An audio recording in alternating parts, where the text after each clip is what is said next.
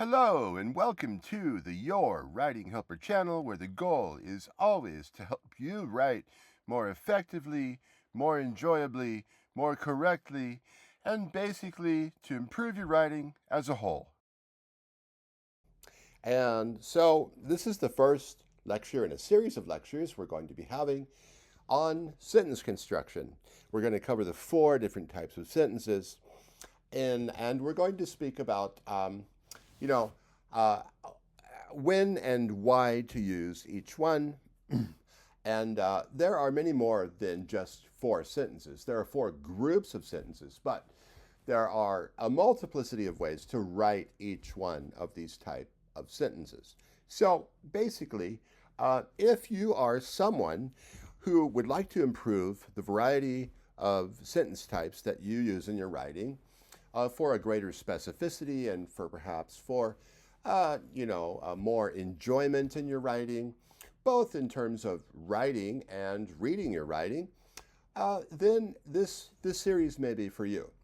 And further, if you are maybe a young person and you would like to explore, ways to avoid writing run-ons and fragments so that you don't get those nasty notes back from your English teacher that say frag on them with a circle around a word, and you wonder like, okay, that's a fragment. I know that, but what does that actually mean? Or that's a run-on. Can you explain to me what that is? Well, you're going to understand by the end of this series what both of those things are so that you can avoid writing those kind of errors, making those kind of errors. Additionally, you'll learn in this series how to use all of the different types of punctuation, commas, semicolons, colons, dashes, ellipses, I mean, everything. And you'll also learn when and why to use particular punctuation in particular ways.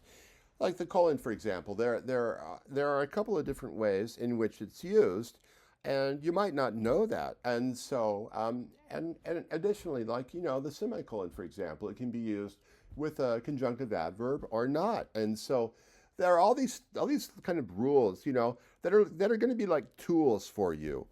And the more tools you have in your toolbox, the better off you're going to be when you come to doing your project. And so, the more of these concepts that you know at the outset of your writing, the freer you're going to be when you write. You're not going to be limited by any lack of understanding of the basic concepts when it comes to sentence construction. And so, therefore, you'll be able to write more freely, more eloquently, more correctly, and more enjoyably. And that's really the most important thing, because if we enjoy writing, we're going to do it more uh, than we have in the past. If we enjoy it to a greater degree now or in the future, we're going to do it more than we have in the past, and that's a really good thing, because the more we do it, the better we get at it, and the more enjoyable. And then if you're a parent, maybe your child is too young to really focus on this kind of a presentation, but you can learn it and teach it to your child, and help him or her, give him or her a head start in school, make him or her an amazing writer, so that there's no issue. And writing is so important because it cuts across basically all disciplines. And so the better you can write when you're young in school, the better you could potentially do in all of your subjects. Additionally, if you're older and maybe you want to write for fun, maybe you want to write short stories, maybe you want to write poetry. I mean, poetry is punctuated oftentimes, and so you'll need to understand a basic sentence structure, and so there are so many different applications of what I'm going to show you here, that the sky's the limit, and this can be really, really helpful, I think, to people who just want to improve the variety, the specificity, the eloquence, and like I said, the enjoyability of writing. And so those are the main things. I was an English teacher for over 28 years in public schools, and so, I've seen it all. I've seen all the run-ons. I've seen all the fragments. And misspellings are just the beginning, and they're the easiest things to correct, really. I mean, but when it comes to sentence construction, you really need to help to focus on a multiplicity of structures and to incorporate those in your writing so that you're not limited by the same sentence structure over and over and over again, which is no fun to write. It's boring to read, and you know you're barely squeaking by. But you could do so much better if you just learned a variety of sentence construction in the correct way. And I'm going to show you how to do this correctly. So we're going to start with the simple sentence. The simple sentence is a kind of sentence that perhaps, relative to other sentences, is simplistic, but that's not why it's called the simple sentence. It's called the simple sentence because it is the term simple sentence is a formal descriptor of a particular kind of sentence that contains only one particular kind of clause, and that may be why it's called the simple sentence most specifically. So today we're going to discuss what it is and how to create it. But also know that this first lecture is going to be quite long, more than a half an hour, and the reason why is because we have to lay lots of groundwork in order to define our terms. We have to define our terms so that in the future, when we say subject, we all have the same definition. We all understand exactly the same thing concerning what it means. So it takes time to do that. And so if this sounds like something that you'd be interested in, looking into and taking part in, then I heartily recommend this series to you. And I would ask you then, if you'd like to do this, to hit the like and subscribe so that you can get further notifications about the videos that I'll post in the future. So today, the simple sentence, what it is, and how to create it. So the simple sentence has some necessary parts, and there's an overall concept that you have to be aware of concerning the simple sentence. The necessary parts are the subject and the verb. The subject is the thing that does the action. The verb is the action. I know you've heard that a million times. I get it. I know. Okay. But, have you ever thought about this? Have you ever witnessed action happening by itself without a subject? Probably not. I never have. No one I know has. You look up in the sky, you see the clouds move. They aren't moving by themselves. The action is not happening in and of itself. The wind is moving the clouds. Even though we don't see the subject in that case, it still has its effect. And so there's still a cause for the action. And so the cause is the subject. It's the law of cause and effect, right? So the cause is the subject and the verb is the action. So it would be like, the wind is the subject, and then the movement of the clouds, the action, would be the verb. So, and then the overall concept concerning a simple sentence is that it must be a complete thought that can stand alone. So to recap, a simple sentence has necessary parts. It must have a subject and a verb, and then it must be a complete thought that can stand alone. Moving on. So what is a subject? I know. You're telling me, you're probably looking at the screen right now going, oh my gosh, I learned what a subject was in third grade. Why do we have to address this again? Well, like I said previously, we have to define our terms so we all are on the same page with the definitions we have. That's why. So, just, pause the video here if you want, get a glass of water or a cup of coffee or something, and just sit back and go along for the ride. And I think by the end of the video, you'll probably maybe have a couple of moments of enlightenment that may help you. So here we go. What is a subject? A subject is a noun or a pronoun. It can be a noun, and what we know is that when a subject is a noun, it's a person, place, or thing that performs the action in a sentence. And here are some examples of nouns. There are common nouns like car, house, and beach.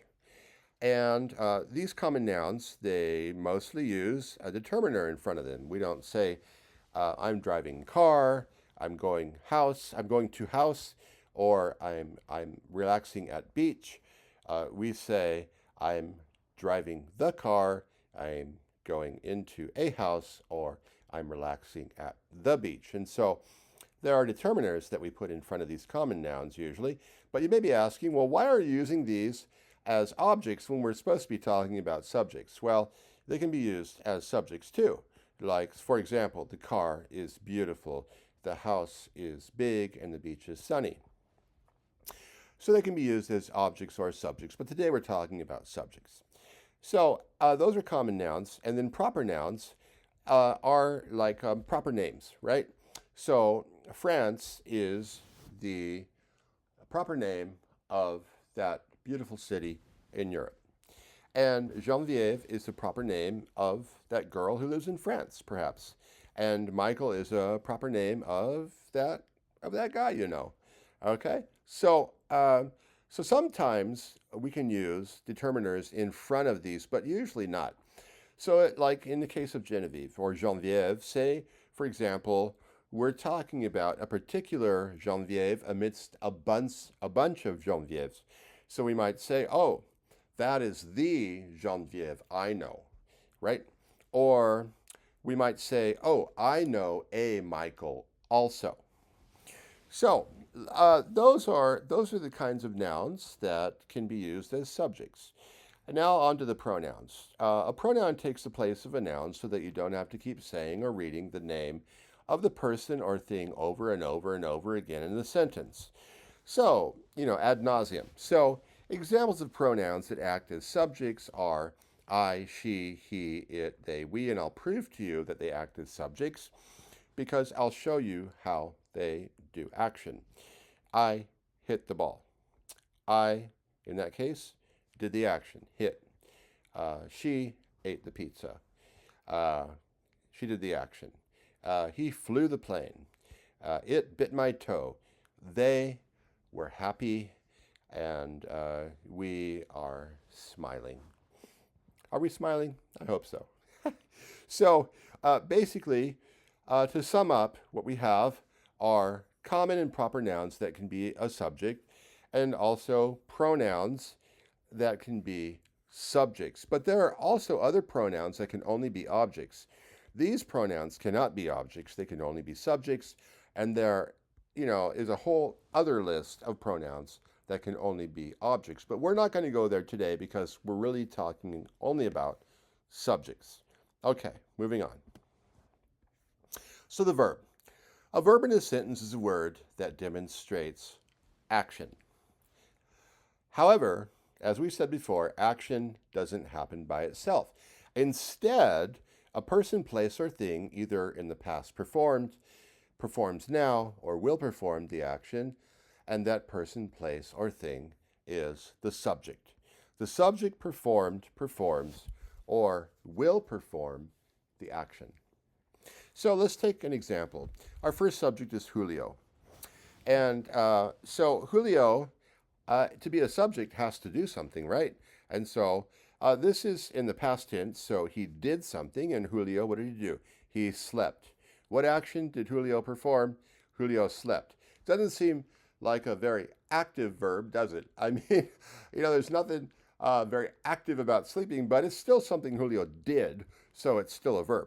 So we have subject, verb, and these two together form a complete thought, and this complete thought is punctuated at the end by a period. And because this complete thought formed of the subject and the verb is punctuated by a period at the end, what we have is a simple sentence. Even though it's very simple, I mean, this is like basement level simple, right? I mean, you can add more stuff to the end of this to make it a longer, simple sentence. But this is pretty simple. So I'm eventually going to take you up the elevator so you get a better vantage point of what a simple sentence can be, so we're not stuck at the basement level of the simple sentence. Okay, so Julio is a proper noun, as you know. She is a pronoun and acting as a subject, so she dances. What action does Matilda perform? Matilda, or she, dances. Notice that the word she takes the place of Matilda, which is a noun. So, pronoun taking the place of a noun. Matilda is a particular kind of word because there is a pronoun that takes its place. And the kind of word it is called is an antecedent. Antecedent. It's an antecedent. So we could say that Matilda is the antecedent of the pronoun she, if that makes sense. All right, so she dances. Subject, verb, complete thought, period, simple sentence. Can stand alone as complete thought, subject, verb, period at the end, to punctuate it as a sentence, simple sentence, no doubt about it. But once again, a basement level simple sentence. Let's look at this next one. The cat is the subject, will laugh.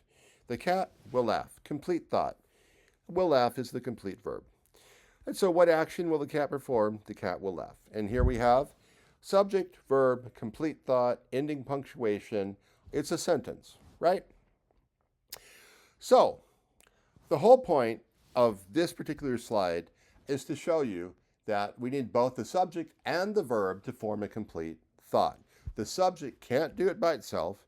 I mean, Julio by himself, he could be a subject, but without a verb, he's not doing anything. And so we need both the subject and the verb to form a complete thought. That's okay, so we're going to move on. So now it's time to introduce the independent clause. What is an independent clause and how is it used? First of all, an independent clause is only one kind of clause. All clauses have, each clause has a subject and a verb. An independent clause that can stand alone as a complete thought has a subject and a verb. Dependent or subordinate clauses, dependent and subordinate really mean the same thing, also have a subject and a verb. But the thing is, the dependent and the subordinate clauses, there's a limiting word that's put in them in some place that disallows them to stand alone as complete thoughts, even though they have a subject and verb, a subject and a verb.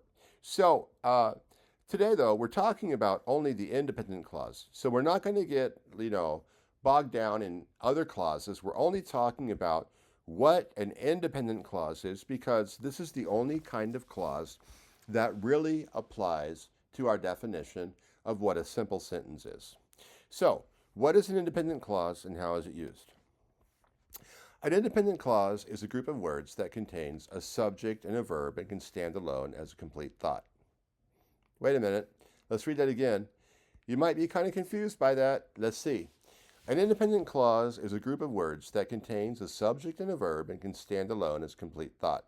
If you're confused by that, that's a very good thing. You know why? Because it means you've been paying attention. Congratulations, you're confused. That's really good.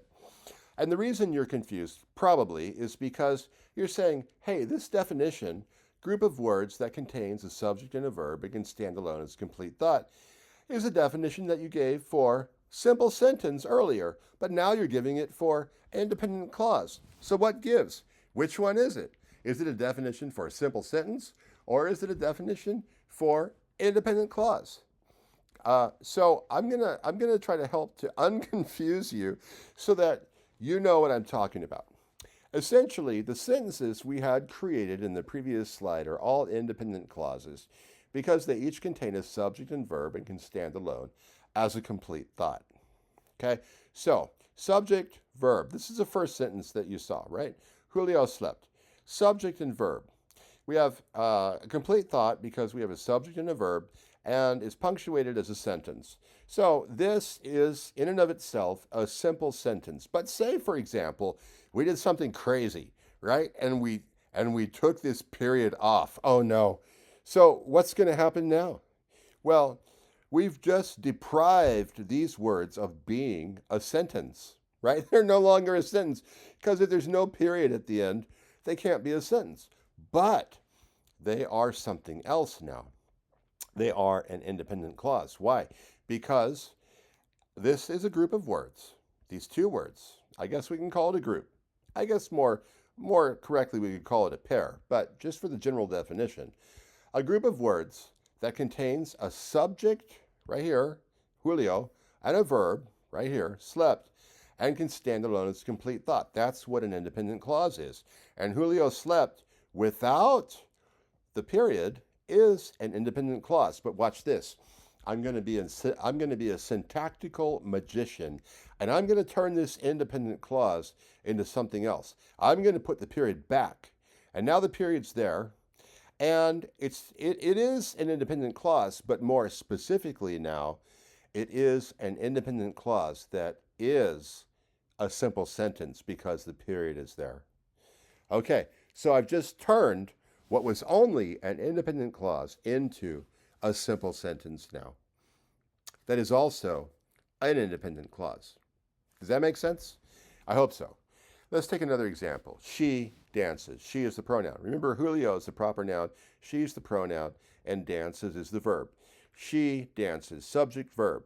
Complete thought, period at the end. Okay, simple sentence. Take the period off, you have an independent clause because it's a group of words that contains a subject and a verb and can stand alone as a complete thought. She dances is a complete thought. But without the period, it's no longer a simple sentence, it's just an independent clause. Because an independent clause, like I said, is a group of words that contains a subject and a verb and can stand alone as a complete thought. That's what this would be without the period. But you put the period back, and then voila, you've turned it from just an independent clause into a simple sentence. Because a simple sentence is a sentence that contains only one kind of clause. It can contain other things, but the only kind of clause it can contain is an independent clause.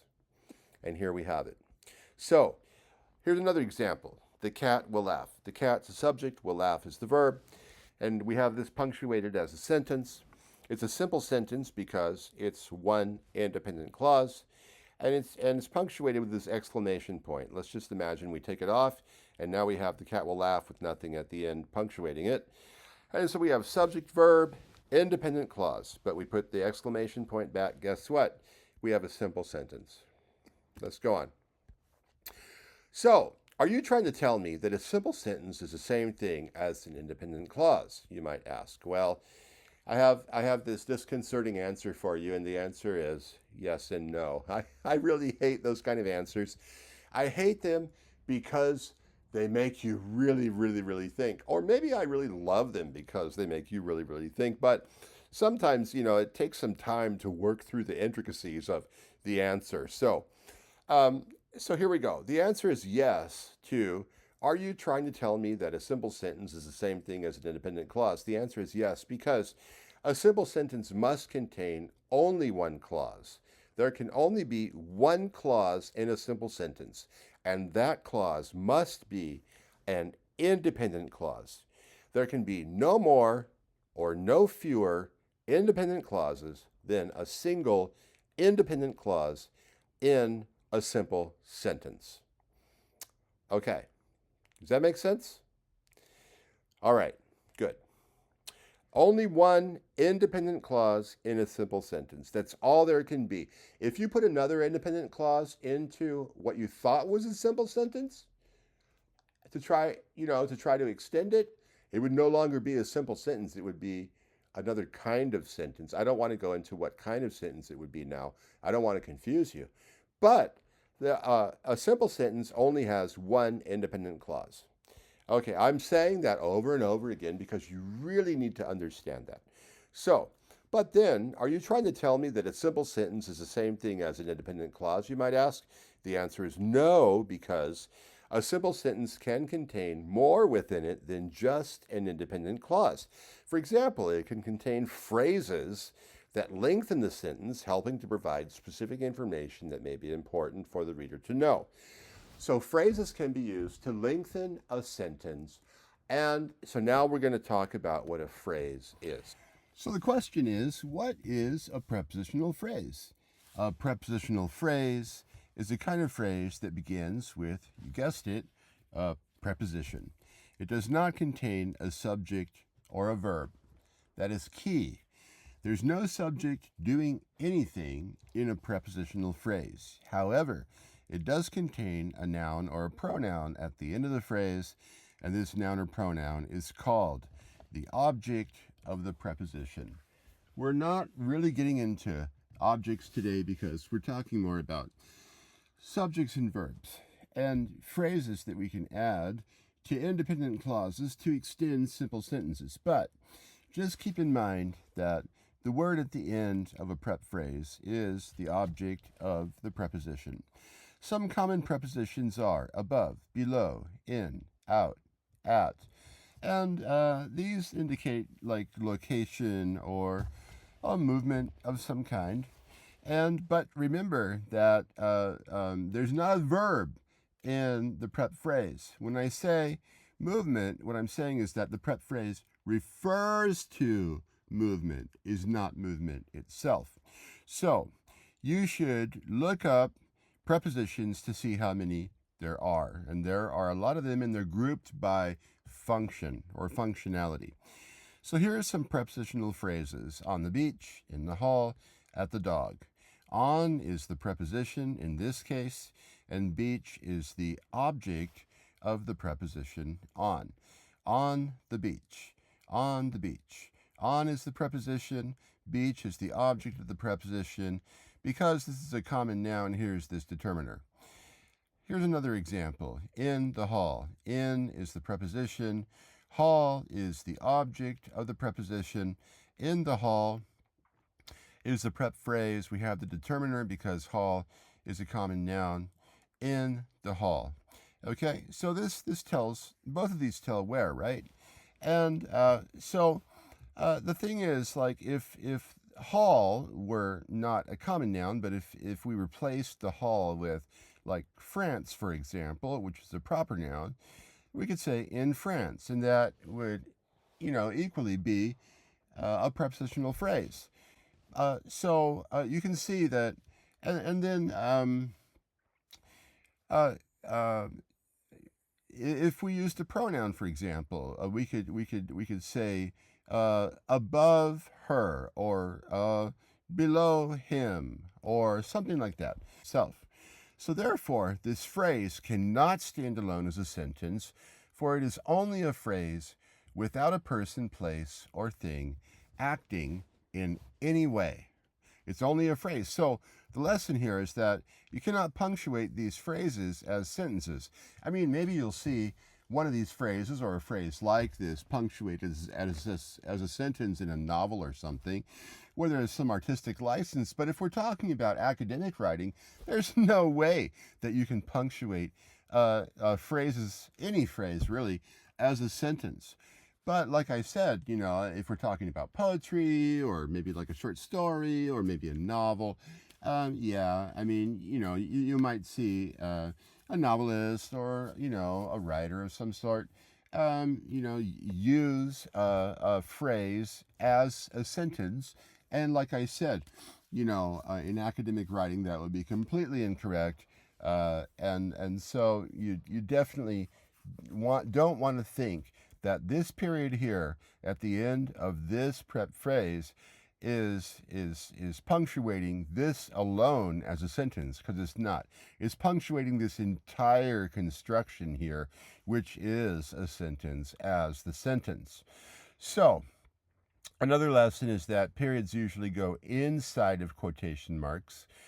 Commas usually go inside of quotation marks. There are a couple of exceptions, but generally the punctuation goes inside of quotation marks.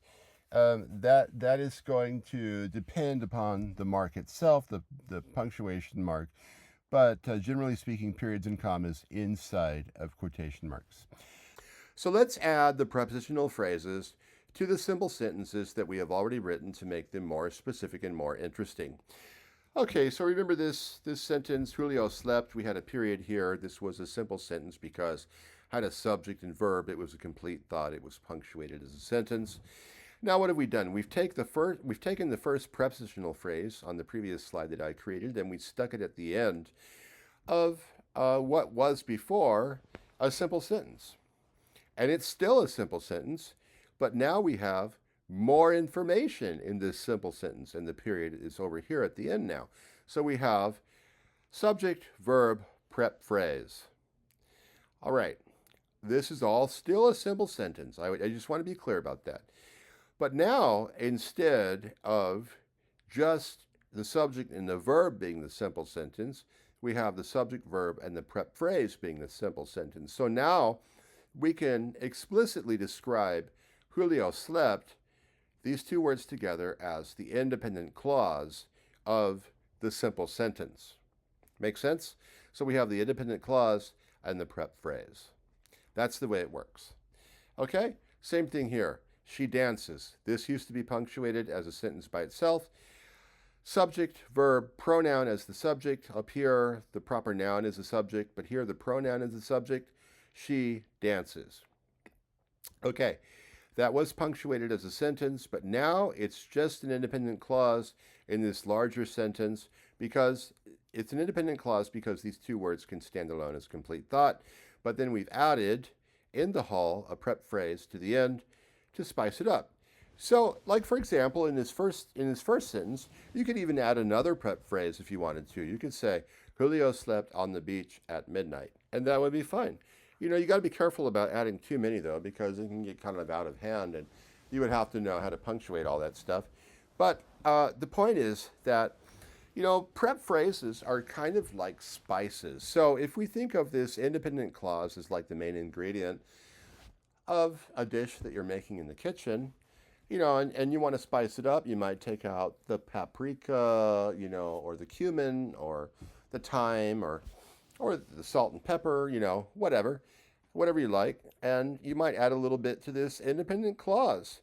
And that's what we've done here with this prep phrase. We've added a little bit of interest to this really boring independent clause, Julio slept. And the interest that we've added is where he slept, you know. And then we can also add when he slept with another prep phrase, like at midnight. So Julio slept on the beach at midnight. So there are different categories of prepositions. They do different things, as you can see. And so basically, you know, prep phrases, they add interest and they create greater specificity, and you can use them so as to lead your reader where you want your reader to go.